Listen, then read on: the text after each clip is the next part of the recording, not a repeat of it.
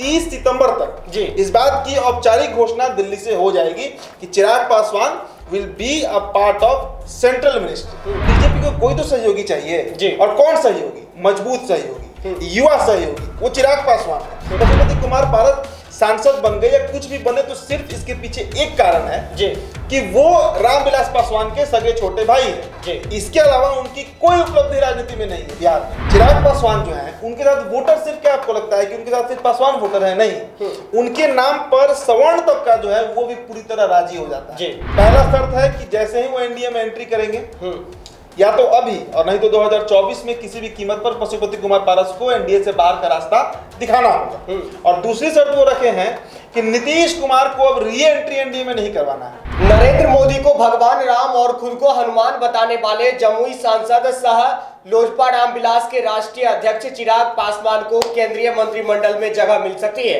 ये खबरें लगातार चल रही है और सभी मीडिया चैनलों के द्वारा ये खबर प्रमुखता से चलाई जा रही है। इस खबर की क्या प्रमुखता है और कितनी सच्चाई है, हमारे साथ उदित जी हैं और बात करेंगे इसी मुद्दे को लेकर।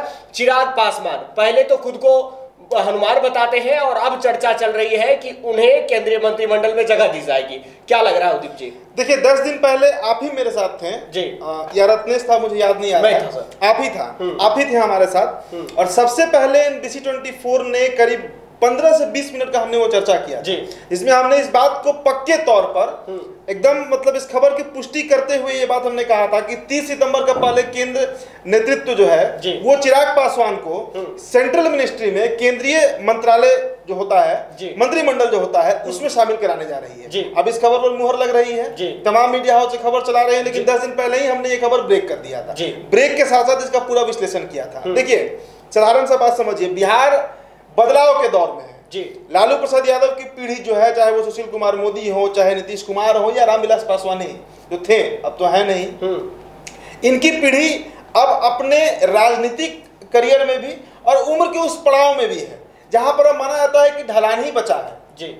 तो बिहार में अभी देखिए, तेजस्वी यादव ने कितना अच्छा कल मूव लिया, पीएमसीएच चले गए, अचानक औचक निरीक्षण किया वहां पर, गर्दनीबाग सदर अस्पताल चले गए, उसके बाद गार्डनियर हॉस्पिटल पहुंच गए।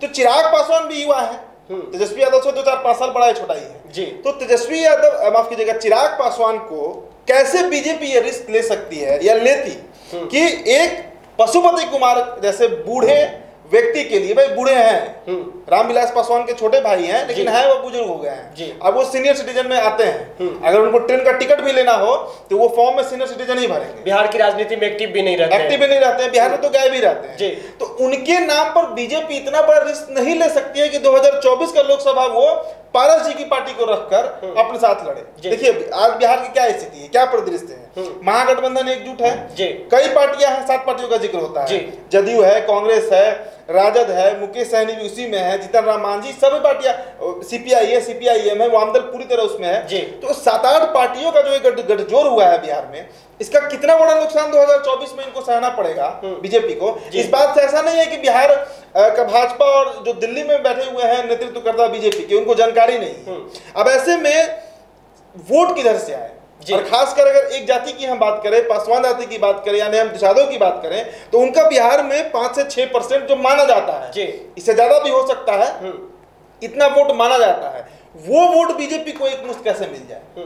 करीब 20 से 25 विधानसभा सीटें प्रभावित करती हैं ये जाति है, साथ साथ 2 से 3 लोकसभा ऐसे हैं, जैसे हाजीपुर हुआ, वहां पर डिसिसिव वोटर है, और हाजीपुर से ही रामविलास पासवान ने कभी 9,65,000 से मत से मतलब वर्ल्ड रिकॉर्ड बनाया था। खगड़िया भी एक सीट है ऐसा।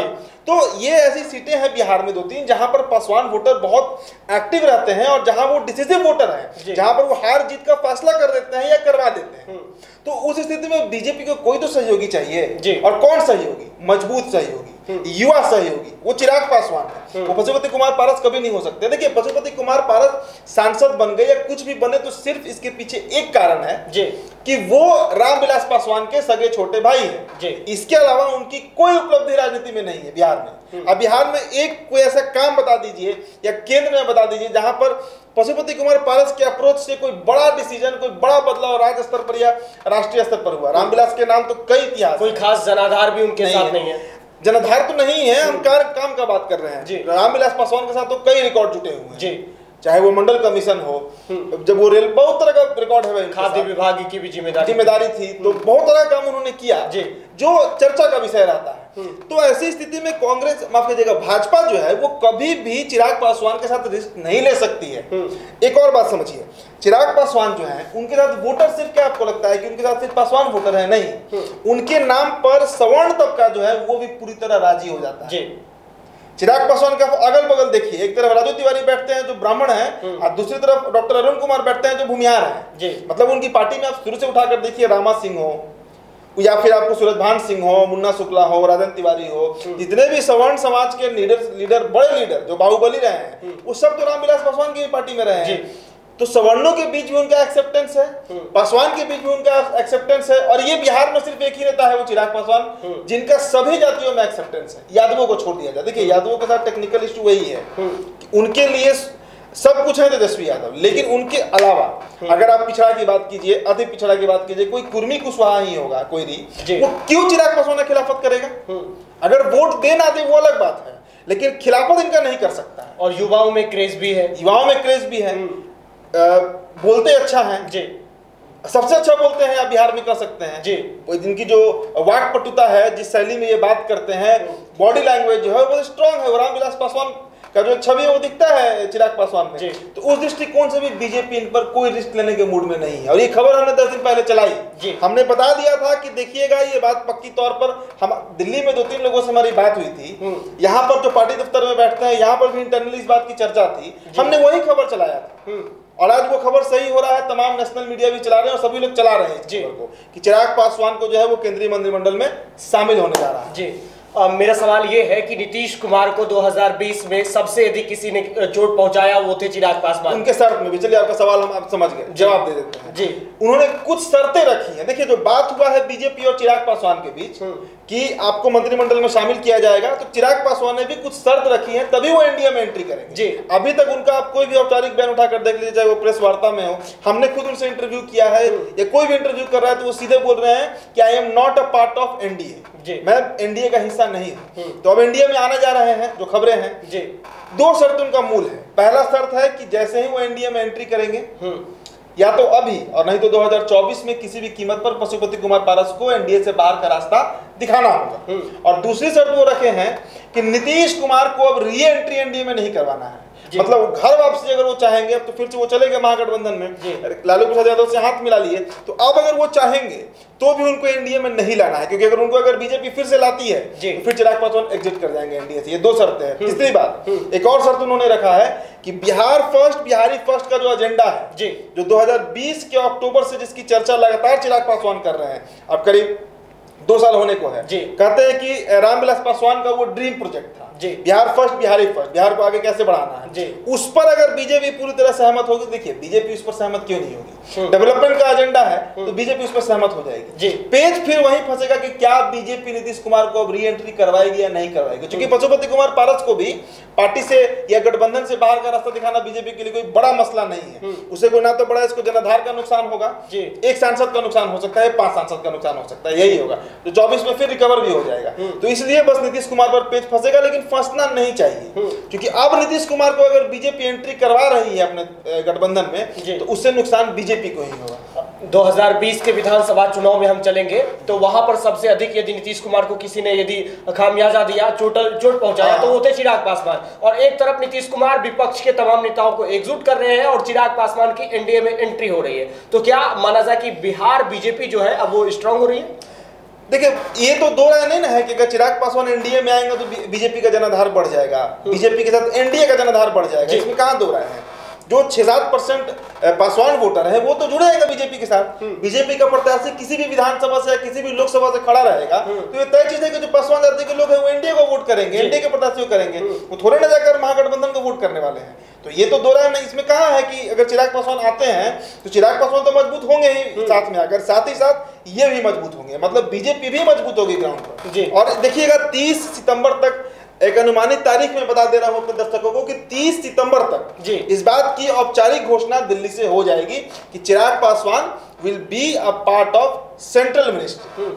सवाल आखिरी है हमारा कि लगातार चिराग पासवान बिहार की राजनीति में एक्टिव रहे हैं, नीतीश कुमार को खुली चुनौती देते हैं, उन पर जब भी हमला करने की बात होती है प्रखर रूप से बोलते हैं, 7 निश्चय जिसका विरोध करते रहे हैं। अब बीजेपी विपक्ष में है, उनके पास भी मुद्दा मिल जाएगा। क्या लगता है चिराग पासवान के साथ जो है इन्हें? देखिए, चिराग पासवान 2020 के बाद से जितने एग्रेसिव रहे हैं नीतीश कुमार पर, उस पर कई बीजेपी के लीडर्स अंदर ही अंदर खुश रहते थे जी, लेकिन दिखा नहीं पाते थे, क्योंकि सरकार में थे, गठबंधन में थे। लेकिन अब अलग हो गई है बीजेपी नीतीश कुमार से जी। अब तो चिराग पासवान कुछ भी बोलेंगे तो उसका सभी लोग सपोर्ट करेंगे जी। बीजेपी में सुशील मोदी भी सपोर्ट करेंगे और बीजेपी का एक छोटा सा कार्यकर्ता भी चिराग पासवान का सपोर्ट करेगा जब वो नीतीश कुमार के खिलाफ बोलेंगे। बोल तो रहे हैं वो पिछले 1.5 सालों से जी। लेकिन बीजेपी डर से, नीतीश कुमार का एक खौफ था जिसके चलते बीजेपी नहीं बोल पा रही थी। अब बीजेपी खुलकर बोलेगी, ये बात आप मान कर चलिए। तो चलिए, चिराग पासवान की एनडीए में एंट्री हो रही है और केंद्रीय मंत्रिमंडल में जगह मिलनी पक्की बताई जा रही है। हमारे सहयोगी उदीप जी आपको खबर पक्की बता रहे हैं। हमने 15 से 20 दिन पहले ही ऐसे ही बैठकर बात की थी और आपको बताया था कि ज्यादा दिन नहीं बचे हैं, चिराग पासवान अब एनडीए के साथ जुड़ने जा रहे हैं। वहीं पशुपति पारस को बड़ा झटका लग सकता है। साथ ही साथ बिहार में बीजेपी नई रणनीति मिशन बिहार जिसकी शुरुआत हो रही है 18 सितंबर को, स्मृति ईरानी आ रही है, फिर अमित शाह दौरे पर रहेंगे, तो नई रणनीति बिहार का आगाज जो है बीजेपी करने जा रही है और चिराग पासवान की एंट्री से बिहार में जो दलित वोटर है उसको भी बीजेपी अपने खेमे में जोड़ेगी। आपको क्या लगता है चिराग पासवान के आने से बिहार में बीजेपी को कितना फायदा होगा? एनडीए कितने सीटों पर लीड करेगी? कमेंट बॉक्स खुला है, लिखिए और लिखकर जरूर बताइए। आपके कोई सवाल हो वो भी कहते जाइए। बहुत बहुत धन्यवाद।